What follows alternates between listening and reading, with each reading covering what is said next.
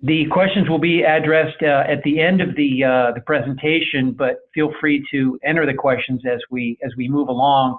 I would also ask that all of you keep your status in unmute so that it won't be disruptive to the rest of the participants. So this morning, we're going to be addressing a subject near and dear to my heart, understanding your financial statements. My name is John Guth. I am with the Orange County Small Business Development Center. We are one of approximately 1,000 small business development centers scattered across the country. We work in conjunction with the Small Business Administration, and we are the only office, the only SBDC office, as we call it, here in Orange County. And we have 5 part-time consultants, one of which I am, here at our center. And the goal of our center, as well as all the other small business development centers across the country, is to work hand in hand with the Small Business Administration in assisting and guiding small businesses within our community. So to that end, we offer one-on-one business consulting. As you can see, we help clients with startup issues, expanding their business. We offer traditional marketing advice. And my particular specialty is the accounting and finance part of assisting clients with their business. I'm a certified QuickBooks advisor, so I help clients set up and install and fix their QuickBooks. And one of the other important aspects of our function at the SBDC is to guide clients through obtaining finance. We speak the language of lenders. We help clients facilitate the transition into preparing their business plan for presentation to the lenders and help them obtain financing. In our particular office, we have a specialist in international trade. We're very fortunate to have her, and she's guided many clients in getting their product exported to foreign markets. And then we also offer workshops and seminars similar to what we're doing today. So to join our mailing list, you can text us here, and you'll receive a text asking you to reply with your email address. You'll get on our mailing list, and you will be advised of all workshops, seminars, and other important events at our center. And next, right there. We're also on Facebook. You can like us on Facebook if you'd like. And a little bit about me. Again, my name is John Guth. I graduated from the Air Force Academy, did 1 tour active duty, got out of the service, and went into business, went back to business school, studied accounting and finance, went into the consulting world, and in 2004, I went off on my own and formed my own consulting practice, and I joined the SBDC about 3.5 years ago, going on my 4th year. And essentially, in my own practice, I offer the same services that I do to my clients here at the SBDC, helping with financial controls, helping facilitate financing. So we're in for a special treat today with our guest speaker. I'm going to introduce him here. He is Jose Made with Accion.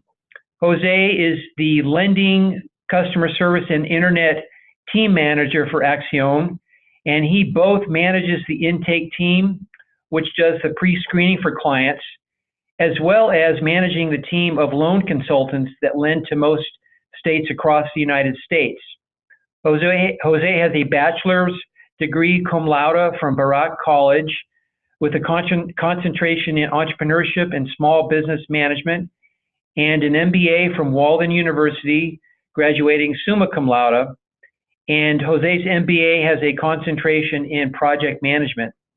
Jose has also taught personal finance to high school students, and he has founded and run a successful daycare business in the New York metropolitan area. So very happy to have Jose with us. Jose, how are you this morning?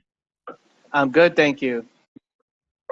So, Jose, a subject near and dear to my heart is understanding your financial statements. Often in interacting with my clients, I come to find out that they don't really understand the value or how to prepare them or understand the financial statements. Do you find that to be true also? Oh, yes. Okay, great. Jose, take it away. All right. Well, thank you. Good morning. Well, good. Yeah. Good morning, everyone. Sorry, I'm 3 hours ahead. I wanted to make sure. Thank you, John, for the introduction, and thank you, everyone, for being here.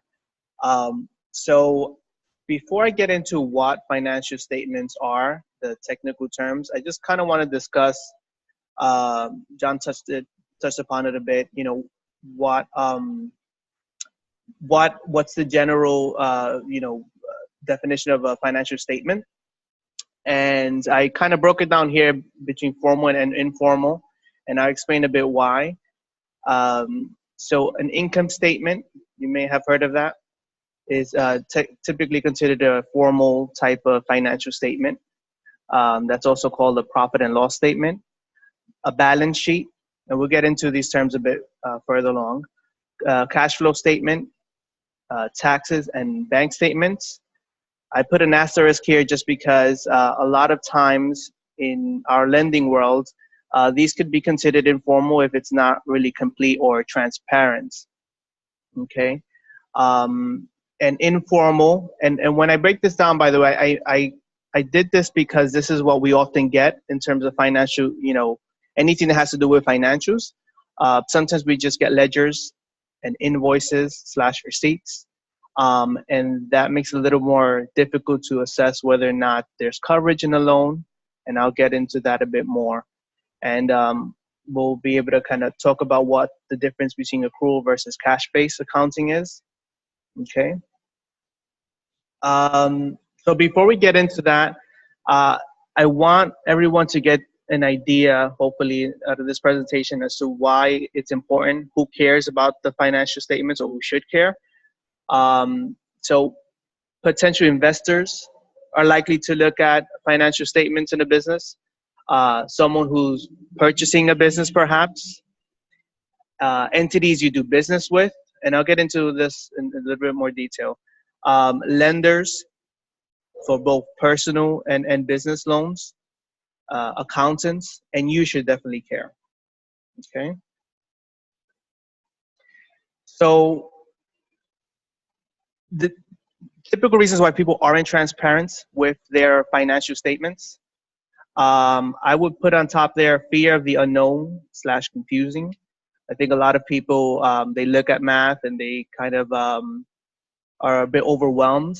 And because this is not something, it's not really a subject that's mandatory throughout our formative years. And usually people really get more knowledge about this if they're actually studying the subject of accounting or finance or anything related to that. And so when people don't understand it, they prefer not to bother with it. A lot of people don't really see the need because it's just plugging in numbers, but you don't really understand what you're looking at and what it means.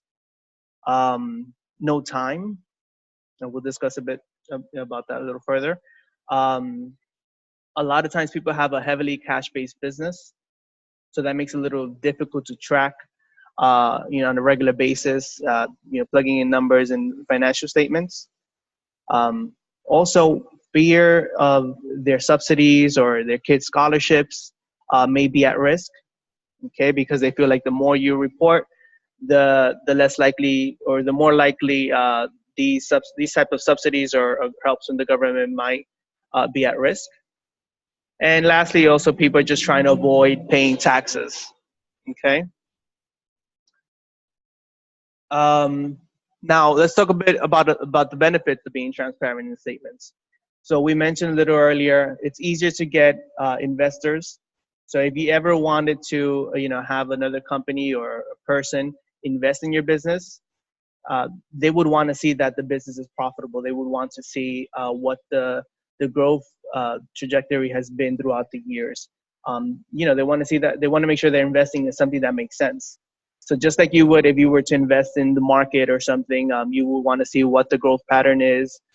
You would want to make sure that this is something that it makes sense to put your money in. So investors would do the same. And same thing with lending institutions. We want to see if the business has been growing each year. Is it profitable? If it's a business that's been around for 5 years and there's every year there's a loss, what does that say about the business? Maybe you're not in the right business. Maybe you're not doing it well. Or maybe you are avoiding taxes for whatever reason. Either of those scenarios is not something that would really help you get a loan. Okay. And a lot of times people, they realize this a little too late when they really have an opportunity in front of them and they need a certain amount of money. And even though their business is making money, they're unable to prove it. And so because they haven't been transparent in it, they can't, it's basically your word against the lender or the investor. Okay. I mentioned a bit earlier, it's also on the personal side, and this happens a lot. Similarly, people find that out a bit too late when you want to maybe get a mortgage, for example, but you're a business owner, because it's a little more complex to see if whether or not, well, sometimes it's complex to see whether or not you're really making money, how consistent is it, in case maybe you're not paying yourself on a regular basis via, payroll. So they're going to look into the business, see if it's profitable, see if it's consistent, see if each year you could depend on X amount, so that they can determine whether or not you can really afford this mortgage or loan. Okay. Easier to win contracts. So I'm assuming some of you may have heard, or most of you have heard of these government contracts. A lot of times it's these minority group like type of opportunities where the government may need, let's say, a painter to paint their schools, and they do look at the financials of the business. How healthy is the business? Because a lot of times they don't pay right away. Okay, even though it's a good contract, it may take a few months. So they want to make sure that there's cash flow there enough to purchase the material, to pay their employees. And so it's a lot easier if you're able to prove that the business is actually making money. It's also very importantly easier for you to see the true financial health of your business. And depending on what these financial statements say, it'll help you determine what the next steps should be for your business. Okay, so if you run a restaurant, for example, you may not realize, because you're so busy in the day-to-day, that you're really making money. Let's say 80% of your money off a specific, 2 or 3 specific types of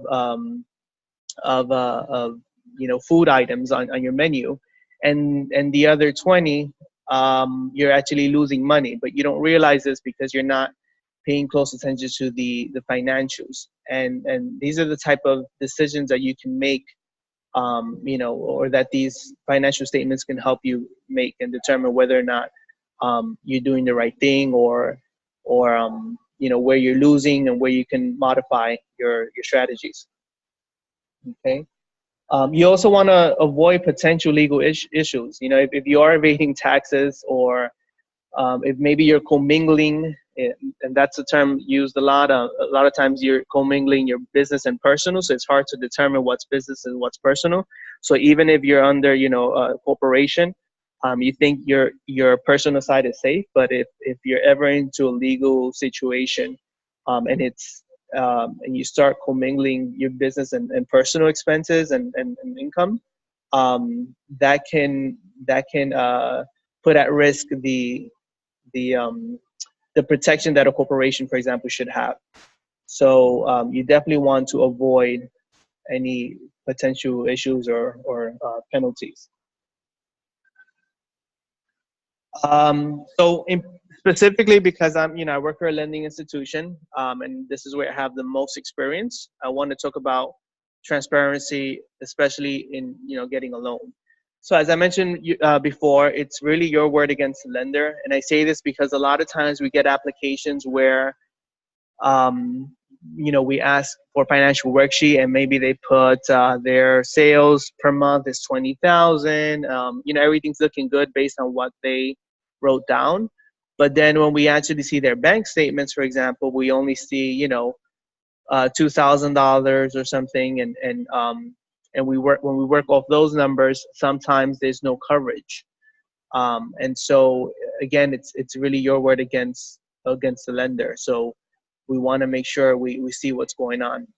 Jose, if I might jump in with sure. a question. I know, I'm not sure about your institution, but I know many lenders will review tax returns too. And if there's a disconnect between the financial statements and the tax returns, that's a red flag too. Exactly, yeah. So we definitely want to see, that's another thing, consistency throughout the financials. So if we see, and sometimes there is because there's growth or because there's it's seasonal maybe. So for example, if you have a landscaping business and last year you made I don't know 70,000 in sales, but we're looking, you're getting a loan in April. The last 3 months before that may not be too strong because it's not the season for it. But we want to, we keep that in mind, that we want to see and compare those taxes. So if there's a reason behind it, we're going to want to know why. But if there really isn't, or if we see, profit and loss statement and taxes, there's a lot of discrepancies there, then maybe we won't really put too much value on the profit and loss statement that you have currently, even if it looks a lot better than the taxes. So you want to make sure that you're, not just transparent, but consistent across the board. And again, there are going to be reasons, but the more the lender knows about what these reasons are, whether it's seasonality or something specific happens the year before, that's not going to be an ongoing expense. Maybe you had to let go of a consultant that really wasn't worth it, or there was a lot more depreciation last year. So there's a lot of factors that may be involved into, as to why there may be some changes there. But if there's a story behind it and it's consistent, it makes sense, then that helps the lender a lot, explain to underwriters, for example. Okay. So again, lenders are unable to see actual growth if there's no transparency.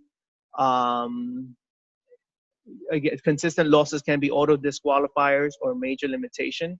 So I know this throughout the lecture, I'm kind of assuming that the business is doing well, but I only say this because usually when people are not transparent, their financials, are look worse than what the real situation is. So it may still be a fact that there is a loss, but a lot of times people just put declare a loss in the previous years of taxes, for example, because they want to avoid paying taxes. And this, for many regular banks, traditional banks, a lot of times it's if in the last 2 years you didn't declare a profit, then that's an automatic disqualifier. For us in particular, for example, it's not an automatic disqualifier, but it's a limitation in terms of the amount that you're able to get, because we do have to take that into consideration. And even if the business is doing well now, it's still a little bit amount of time that you've actually been perhaps making a profit. So these are things that we have to take into consideration. It cannot just be your word against the financials that you provided. When you're not transparent, again, you risk making really poor decisions, because when you're not sure really, what's going on with the business, you may see that the amount of cash that you have is not as much as you would expect. But because you haven't been paying attention to the data, maybe you didn't capture that this, every October, for example, it's always slower.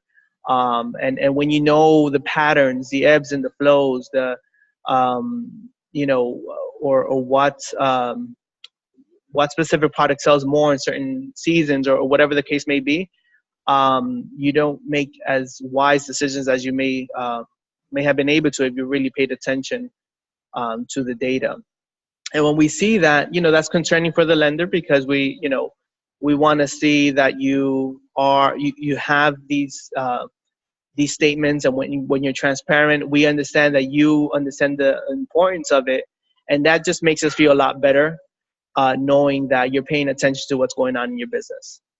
Okay, that really kind of determines whether or not you're a short-term versus long-term thinker, because a lot of times people just want to avoid, again, paying taxes, or just not really not caring enough to at least, you know, try to be transparent.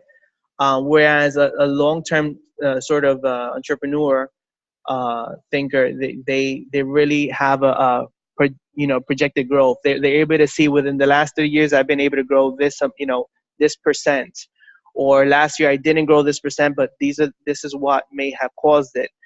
So they know how to make these decisions, and they know what to expect in the future, and they learn from those mistakes, and maybe, you know, improve in you know, for the following year, for example. Sorry, someone's calling me. So, and again, a lot of times you're just unsure of how much you're actually making. A lot of times clients, you know, they put, you know, there's a spot, an area where you put how much you take from the business, and there's a huge range. It could be 1 to 5,000, you know, but we want to get an idea of what's the average. How much can you, in your mind, like, really know you can count on each month, more or less? Again, I know there's seasonality. I know there might be specific situations, but you want to have an idea of how much you can count on each month. Again, whether it's during the winter, the summer, how much, you know, that may change as a result. But you should know your business better than anyone. And financial statements really help you understand it. Okay. Jose, if I might ask sure. a question at this point, it Go sounds ahead. as though that you're subtly implying that a strong accounting system, whether it's QuickBooks or something like that, would really help facilitate the process for a potential borrower, as opposed to maybe someone that's using Excel spreadsheets or may not have an actual accounting system. Would you say that's a fair statement? For sure, definitely. And I mentioned that a little later, but I'll mention it now. I'm not saying that, you know, because again, this could be a little overwhelming, and I understand that. You know, when you look at this, like what I'm pointing out here, for some people, this is like, oh my God, look at all these numbers, all these categories. Like, who has time for that? But you know, there is technology out there. You mentioned, you know, QuickBooks. There's software out there that you could just plug in the numbers and deal with what those financial statements as a result are telling you. So I'm not saying that you have to be an accountant for this, and I know this could be a little time consuming, but it really is important. And you want to utilize or learn about what's out there that you can use, you know, to help you be transparent, but not take, you know, half of the time from your business. So I'll go into that a little later, you know, in terms of what I really want you guys to get out of this presentation. But just to get a little more specific, with, you know, the terms of the financial statements, an income statement, I'll just read off the definition, what I got here, is a summary of a management's performance as reflected in the profitability or lack of it of an organization over a certain period. Okay. It itemizes the revenues and expenses of the past that led to the current profit or loss, and indicates what may be done to improve the results. So a profit and loss statement or income statement could be quarterly, it can be monthly, it can be, you know, whatever amount of time that you feel you need. And, you know, like as John mentioned, you know, there are programs like QuickBooks. When a client has this, it's great because I'm not asking them to kind of, if they have like on paper or Excel, it's going to take a lot more time for them to capture what I may need. For example, maybe I need, I may need month to month profit and loss. So January, February, March, April, May. Maybe I just need January through September, and compare it to January through September of last year, because maybe your business really spikes up during Christmas. So if I show them just the taxes of last year, for example, it may show that you made 200,000 in sales. Let's say you sell toys, but for me to show underwriting, for example, that your business is really growing, I can't compare that and compare January through September profit and loss statement where maybe you just made 100,000. So it looks like you're losing money, but what if most of your sales come from those last 3 months, for example. So how would I do that? What I would show, or would ideally, if the client has it, and it'll help me and it'll help them, and underwriters really feel comfortable with it, I would show January through September 2016, and January through September 2016, yeah, and January through September 2017, and compare those. So maybe during the same time last year, the sales have been 80,000, and this time it's been 100,000. So we can assume that this year may actually be even better than last year, even if the taxes show $200,000 in revenue. Was that clear? My point with this is that with certain software, with certain programs, this could be really powerful for lenders, for example, and for yourself also, because you're gonna want to see, well, are things really slowing down in the market? Is it true? Let me see how I'm doing specifically, because the taxes, if you just rely on the taxes that your accountant did, it's only going to capture a full year's worth. But you're going to want to know if maybe the decisions you've made or strategies that you may have changed this year so far have really made a difference. How do you do that? You want to capture specific time periods. So like I said, maybe you want to capture January through September of this year versus last year. Is there a growth pattern there so far? And if there is, you can maybe assume that, okay, you're on the right track because you really wanted to make X amount. And so these last 3 months, I'm going to expect, to do even better than the last 3 months of last year as a result of that. But you could only capture that if you have these types of, programs that can show you this type of data. So it's not enough a lot of times to just have your taxes, because it doesn't show the whole picture. It doesn't show specific time periods. Okay. And the income statement really helps, reflect how the business has been doing throughout a certain period of time.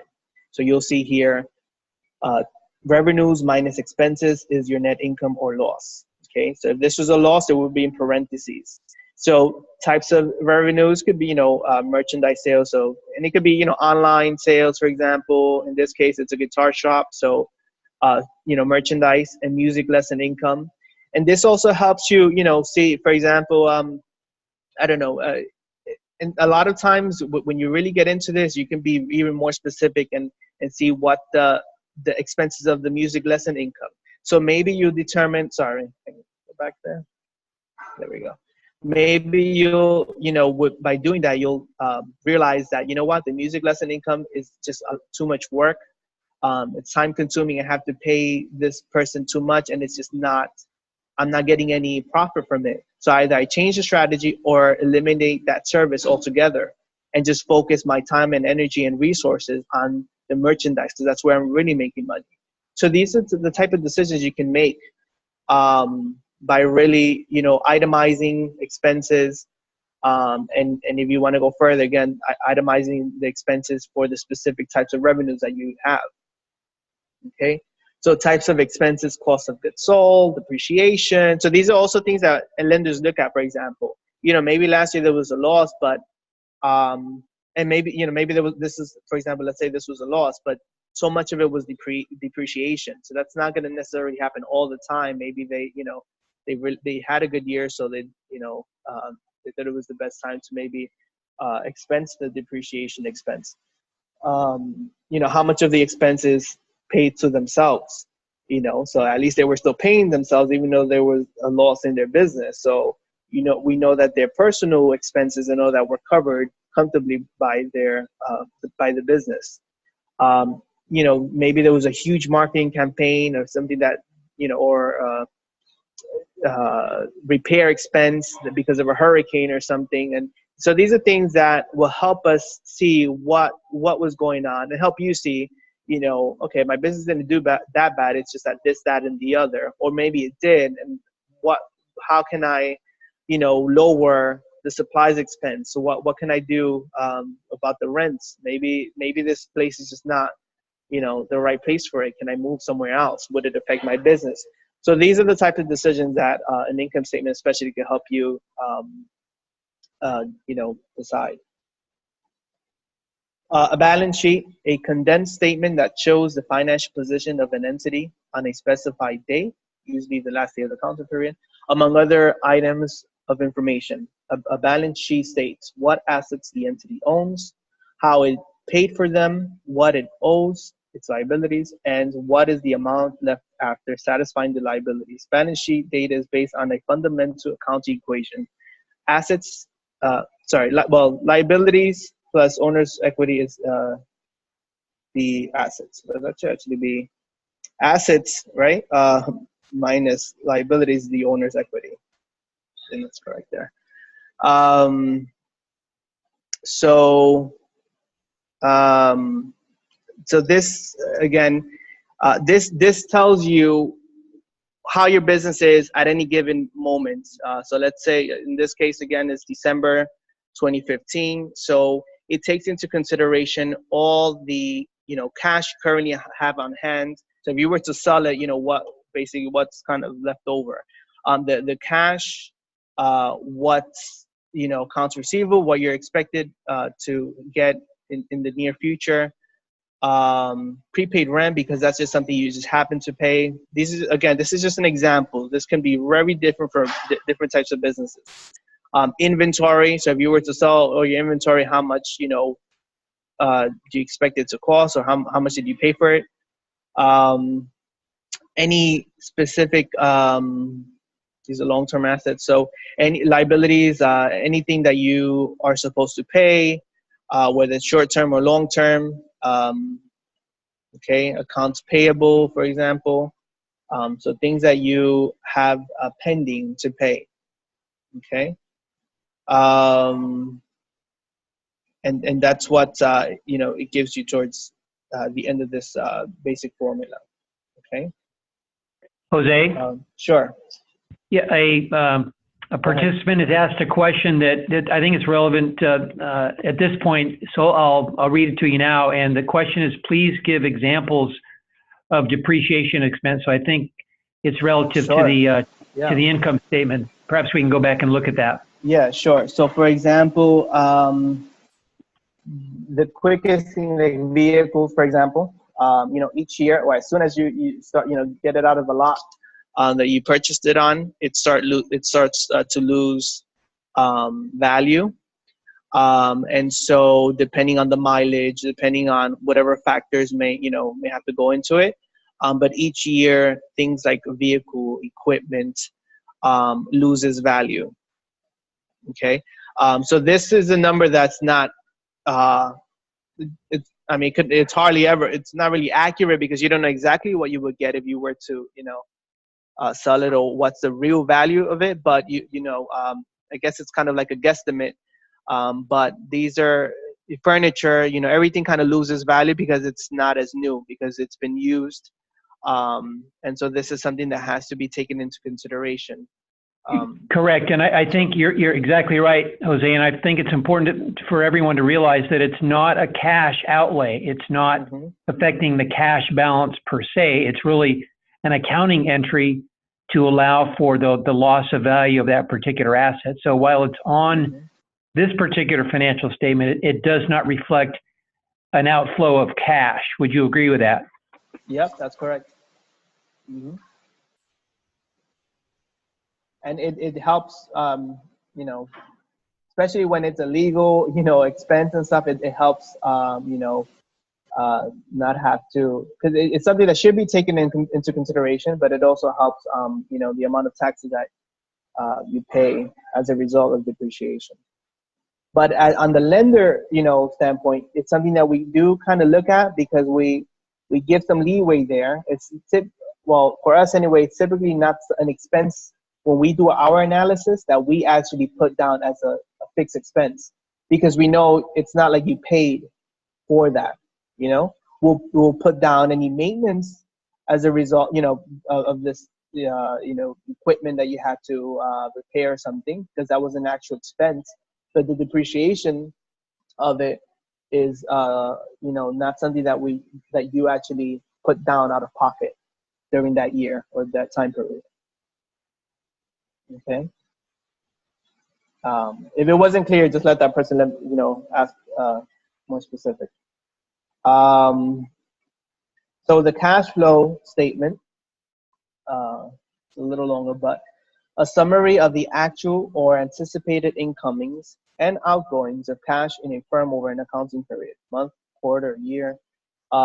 It answers questions like where the money came or will come from, where it went, where will it go. Cash flow statements assess the amount, timing, and predictability of cash inflows and cash outflows, and are used as the basis for budgeting and business planning. The accounting data is presented usually in three main sections: operating activities, investing activities, and financing activities. Okay. Together, these sections show the overall change in the firm's cash flow for the period the statement is prepared. So this statement gives you an idea of how much cash can you depend on in currently or in the near future. So it takes into consideration actual cash received from customers, for example,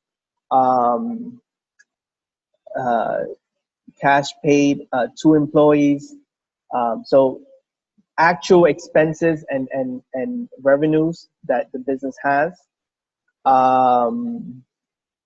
Anything, for example, this case, purchase of property and equipment. So this is something that's actually, an expense here. Cash flows from financing activities as well, mentioned here. So from financing activities, proceeds from a line of credit, payments on line of credit, proceeds from long-term debt, payments on long-term debt. So these are things that you've either, got on hand or are ready to have on hand. So this is kind of what you can count on. And this helps you, determine if you have, for example, going back to the example of, if you sell toys and this new quarter is really the high season for that. Do you have enough for maybe to hire extra workers, to hire, to purchase inventory? Or if you're working with the example I made earlier with the painting, and you got this huge contract, will you have enough to pay extra employees? Will you have enough for the supplies? Because maybe they won't pay you on time. So this helps you determine, will you have enough to do the job? Can you take this job on realistically? If not, is it time to get a loan? Or what is it you can do to make it happen? Okay, so this statement helps, again, with the budgeting and planning of the business. Okay. Just really quickly, a few other things I want to mention, because I mentioned it before, accrual versus cash-based accounting. The difference here is basically accrual is earned income. Okay, so going back to that example of someone who painted all the schools and the contract was for $30,000 and they did the work already. So that would be down. If you're doing accrual-based accounting, that would be marked down as earned revenue.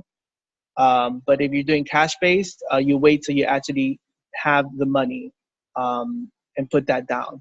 And same thing with expenses. Okay, is it accrual is you have to pay paydays a specific date to employees. But if it's cash-based, then you wait till you actually pay them for that to be marked down. Bank statements, we mentioned this a bit earlier, but it's considered a financial statement in the broad sense, because it does reflect some kind of financial activity. But in terms of what we would look for, or anyone else who may be looking at your finances, as we mentioned a bit before, do they match the profit and loss statements relatively? Is there some kind of consistency? Is it, 1 month is, 12,000 in sales, the other month is 3,000, the next month is 7. Is it kind of inconsistent like that? Are there reasons for it? Obviously, the more consistent, the better. If we see that the average bank's revenues of the bank statements, deposits of the bank statements are more or less on par with the profit and loss statements, that shows this relative consistency. Same thing with taxes. Do we see that it's similar? Now, again, there are times where there's seasonality involved. There's certain things that we have to take into consideration, so we get that. But it's important also that if whenever possible, to be transparent. Okay. And I know a lot of times, again, they're heavily cash flow businesses, but this is why P&Ls and stuff really do help, because sometimes they just really do need that cash, and that's understandable. And they can't maybe necessarily deposit it right away and take it out, but you want to have some kind of record for it. Okay. I just added that there. Non-sufficient funds, is that something that we see consistently? So that's kind of maybe an indicator of not paying attention to their cash flow of the business. If you know that every month, a certain time period, there's very low funds, you have to account for that. You have to do something to plan so that doesn't continue happening. Again, taxes, is there a loss?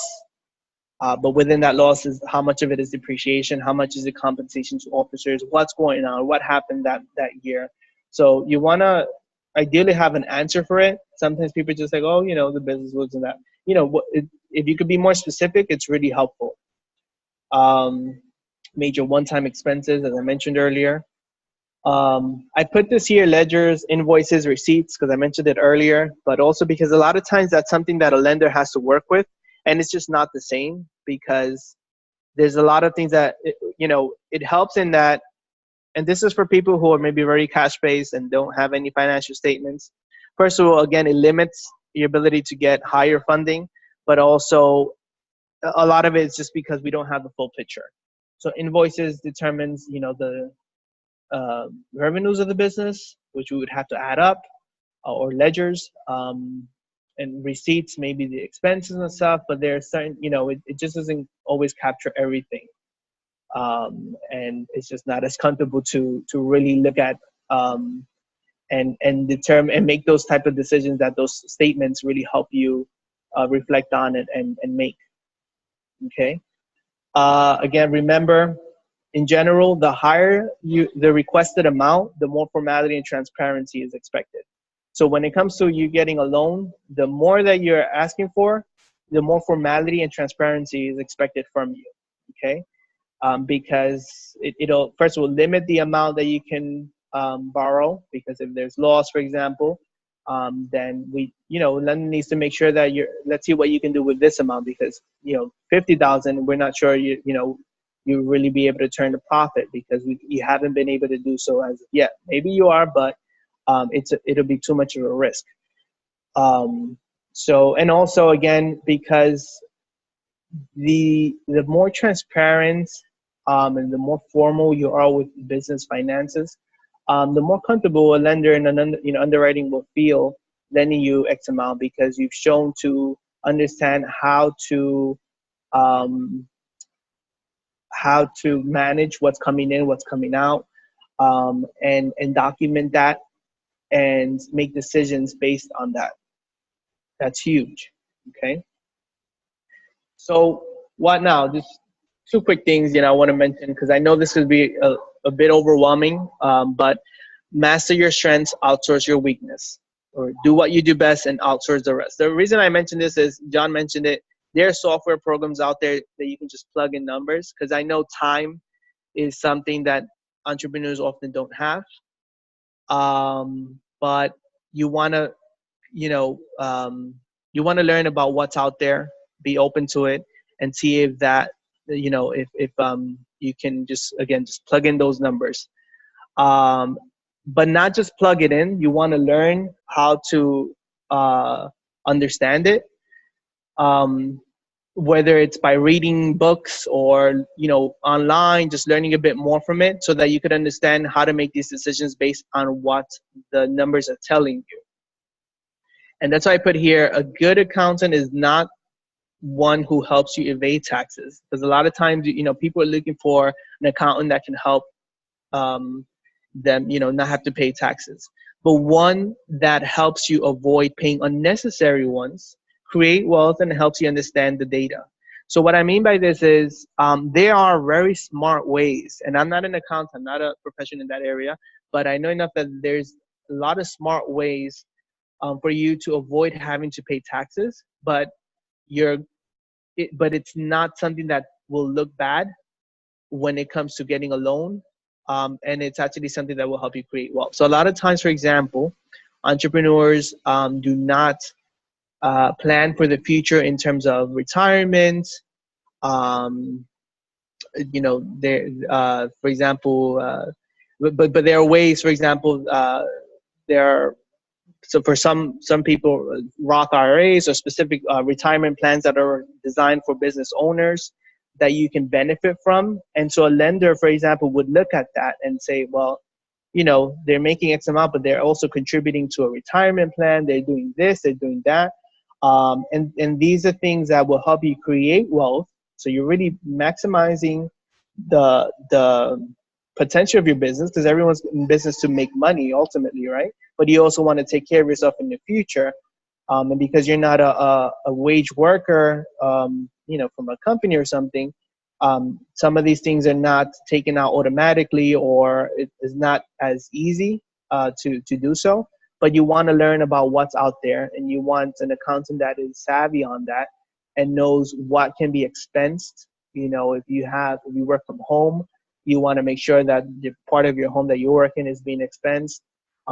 Specific things that you can use so that you're not paying as much in taxes, but you're benefiting from not having to pay as much as maybe you would if you didn't have someone who could really guide you towards that. So that's really important. Again, there are smart ways to avoid paying taxes. You want to try to get to learn that, or have an accountant that does. Okay, so you don't have to be, like I say here, an accountant. You don't have to be an expert, but at least if you're going to be a business owner, and I understand if you are a hairdresser, you may be the best in hairdressing, but you have to have some kind of knowledge of what's going on in the business so you make the right decision. So you have to, if you're going to get into this, or you're into this, into a business, you want to have some kind of knowledge of financial statements, documenting them, whether it's software programs or hiring a bookkeeper, or both, because accountants, it makes their lives easier when you have that, but also understand what it means for your business, okay, and plan accordingly.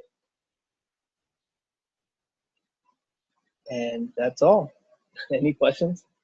Yes, we have a number of questions, Jose. I want to thank you for outstanding material and outstanding presentation. But let's jump into the question. So Natasha has asked, can you explain what retained earnings are? Sure. Let me go back here. So,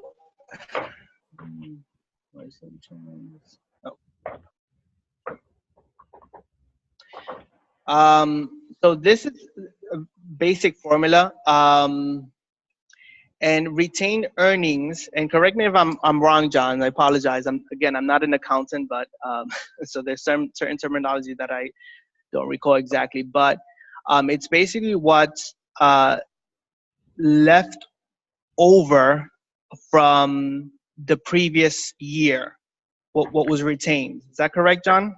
Correct. It's okay. For the specific period, typically a year, it's the net income generated for the year, and that number transfers over to the balance sheet and increases or decreases that particular item on the balance sheet. So it's an important number because it's the one and only link between the income statement and the balance sheet. So again, whatever revenue or loss of revenue has been generated for that specific period of time, let's call it a year, it then transfers over to the balance sheet on the equity side.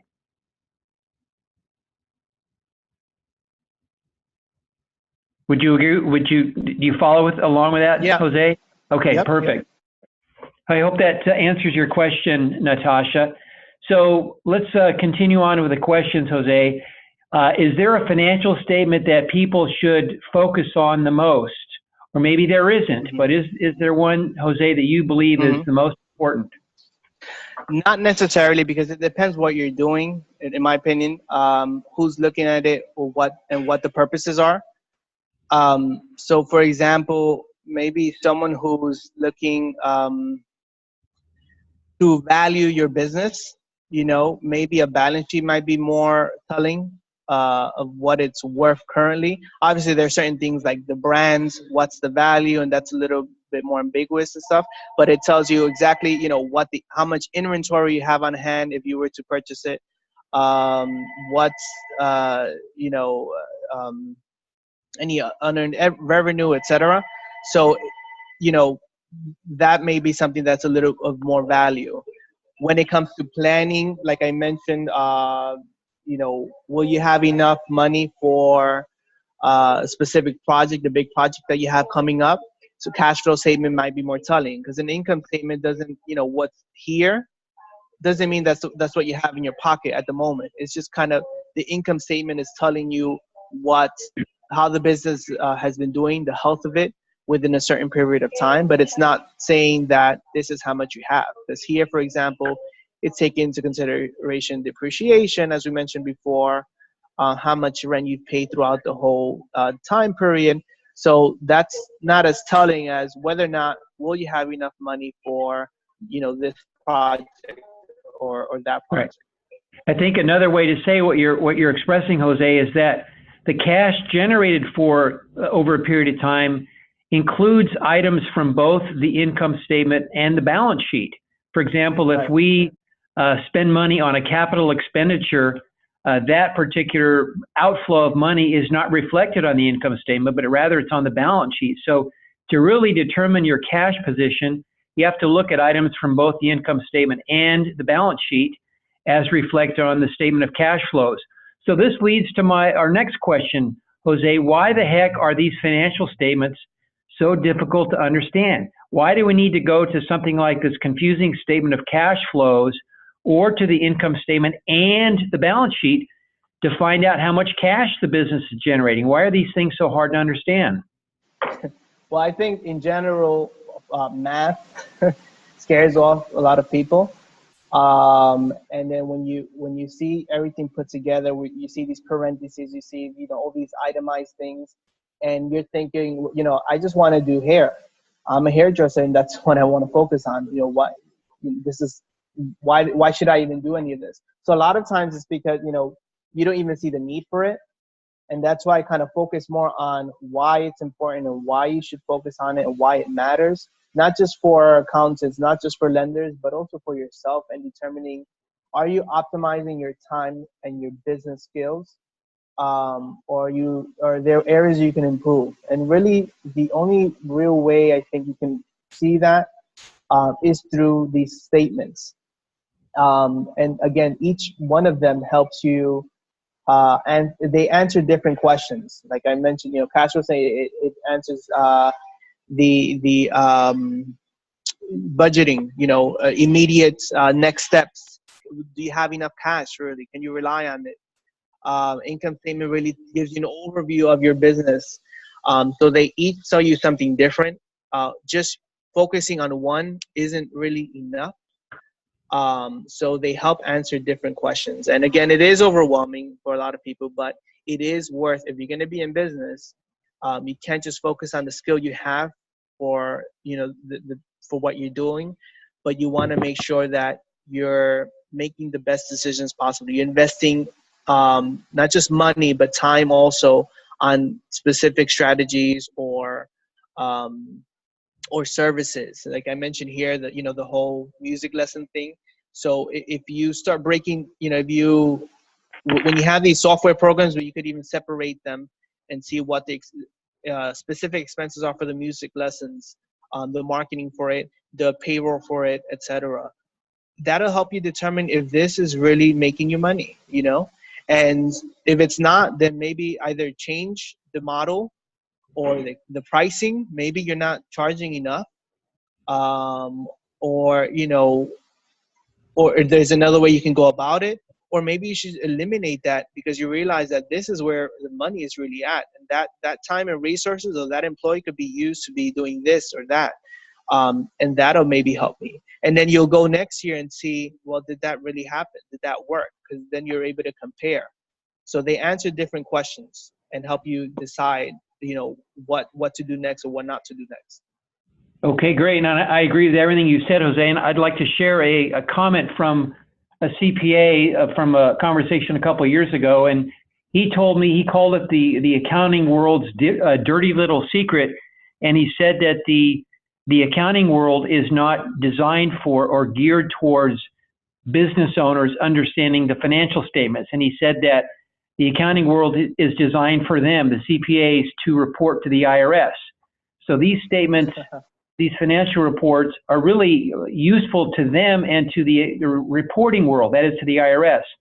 And that's why they're so difficult for business owners and the average layperson to really understand, because they're not there to help people understand their business. So that's what he calls the dirty little secret.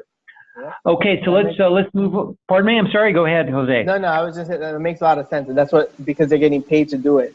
But correct. In terms of the decisions you want to make, you definitely want to grasp a general, sense of what this all means to you and your business. Exactly. So our next question is, we've touched on it, but maybe we can expand on it. Where do we get the financial statements from? Can we create them ourselves using QuickBooks, or would we retain our CPA to create them? What are your thoughts on that, Jose? You can do either or. Personally, I think it would be a good use and practice for yourself to do it yourself and get one of these programs or have someone teach you how it works. Just because you can, first of all, with accountants, you have to wait for them to come back from vacation. And this happens a lot to make sense of all these numbers and plug them in. And sometimes they're not, they're not as invested as you are in your business because it's your business. So I think it would be a good use and practice to start plugging in the numbers at least. Even if at first it's a bit complicated and you need to have them review it, but you start learning and really understanding and realizing, whoa, I spent this much this month on that. What happened here? So, an accountant may not see that as that much because they're just plugging in the numbers, not making sense of it. But you may be, going through all these numbers and putting it in. And the more you do it, by the way, the quicker you'll the better you'll be at it and quicker. But you may realize, I'm spending way too much on this. What's going on? Or, maybe I can save on this. So you can make immediate decisions by doing it yourselves. Yes, in my opinion. I would agree, and let me comment on that since I'm a QuickBooks guy. That the accuracy of the reports in QuickBooks is driven by, number one, the accuracy of the setup, whether we've set up QuickBooks properly at the outset, and then secondarily, whether we've entered the transactions properly, reconcile them against the bank statement. So if we've done those two steps, then we more than likely can trust the financial statements that QuickBooks will generate. So if we've done that, then we can just generate the statements that the lenders would need on our own. But if we're not in that position, if our QuickBooks is a mess, which is often the case, then we may need to retain an accountant or a CPA to generate the reports. And that can be an expensive alternative because CPAs are typically, fairly expensive. So it's again going back to Jose's comment that there's an advantage to having accurate books within the business that you are maintaining, both from a financial standpoint and from simply being able to look on a daily basis or a frequent basis at your own internal accounting system. Okay, so let's move on to another question. Let's see here. This is from Dee. Dee has asked, what is the difference between an accountant and a bookkeeper, and the pros and cons of each? Do you want me to tackle that, Jose, or how do you feel on that one? No, go ahead. Okay. So it's a great question. And let me first talk about designations. If you're going to call yourself a CPA, there's a legal process to go through to call yourself that. You have to actually be certified that. So if you call yourself a CPA and you're not, there can be some legal consequences. That's unlike both an accountant and a bookkeeper. Anyone can hang a shingle up and call themselves an accountant. Anyone can hang a shingle up and call themselves a bookkeeper. But in general, an accountant is qualified to generate and assist in interpreting financial reports. A bookkeeper, in contrast, is qualified to make entries into an accounting system, whether it's QuickBooks or whatever it happens to be. So a bookkeeper operates at a basic functional level, an accountant at a much higher level.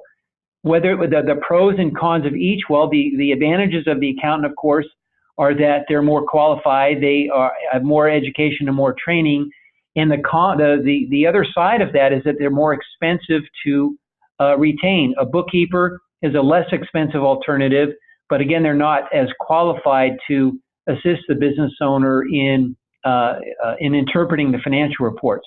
So it depends on the needs of the business, the size of the business, and the complexity of the business as to which may be appropriate, whether it's a bookkeeper, an accountant, or a CPA.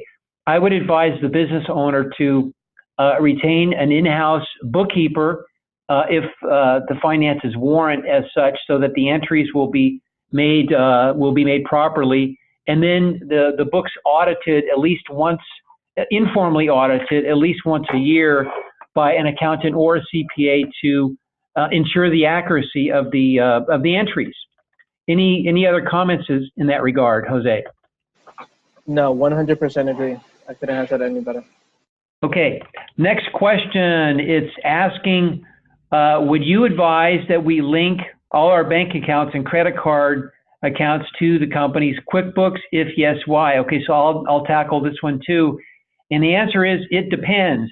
It depends because when you're linking a bank software to your accounting software, QuickBooks in this case, recognize that it's two separate pieces of software trying to talk with each other, and often there's something lost in the translation. So if you're going to link the two your bank accounts with your QuickBooks, you're going to need to audit each transaction to make sure it goes into the right bucket. QuickBooks recognizes the vendor, as it were, and will, next time when it sees that vendor, it will put that transaction into the right account most of the time, not all the time. So it does take some quality control and some oversight to make sure that QuickBooks is entering the transactions properly. If it's done properly, it can be a much more rapid process to enter the daily or the weekly bank account and credit card transactions into your books. But again, as a precaution, make sure that it's all done accurately.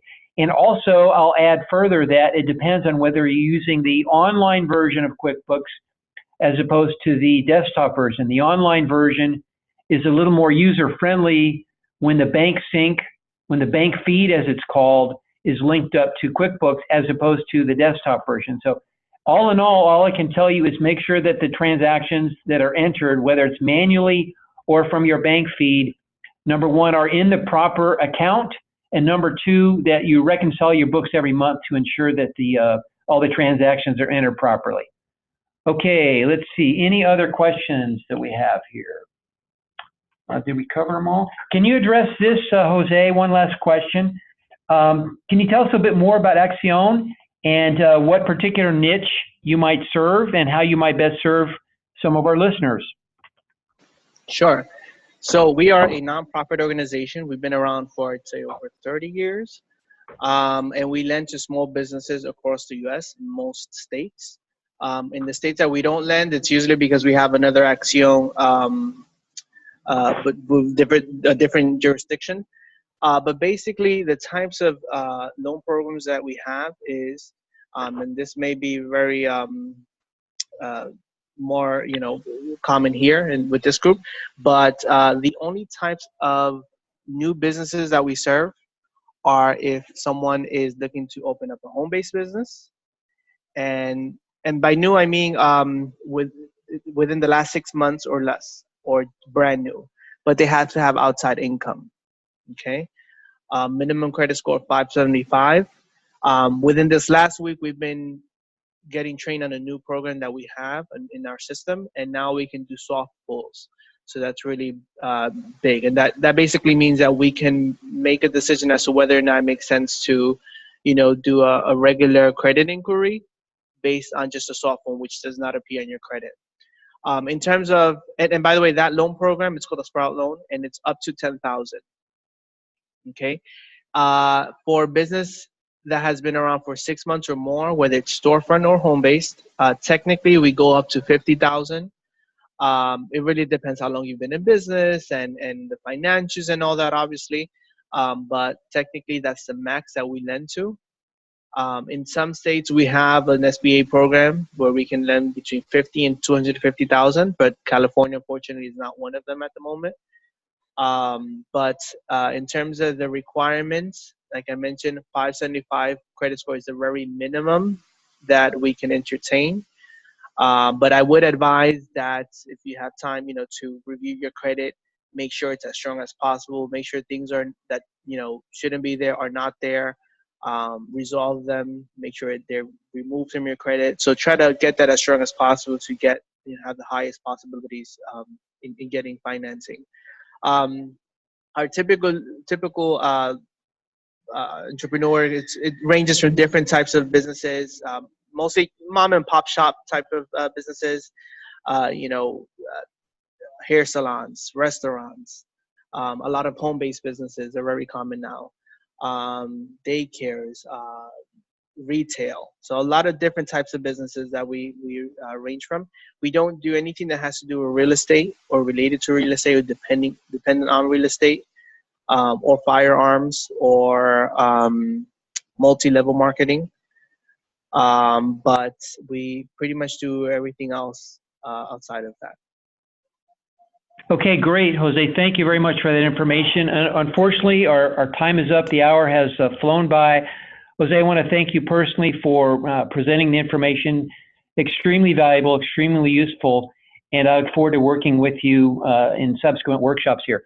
So the attendees, I want to thank you for participating and with your great questions. Unfortunately, we were not able to get to all of them. Several questions have been asked about making the availability, making this presentation available, as well as a prior webinar that we did. We have now posted both a recording of last week's presentation as well as the slides on the Orange County Small Business Development Center website. We will post today's recording of today's webinar and the slides on that website too, and that will be done probably within the next day or so. So again, thank you for attending. I wanted to mention that those participants, if you are not already a Small Business Development Center client, call the number that you see here, get into our system, come in and talk to us about any of the things that we can help you with, whether it's obtaining financing, your QuickBooks issues, sales and marketing, financing, exporting, whatever it happens to be, we can help you with their business. So again, please call the number that you see there. We'll get you enrolled and we'll help you with their business. Thank you for attending. We look forward to working with you at the Orange County Small Business Development Center. Thank you. Thanks, John. Take care, everyone. Thank you, Jose.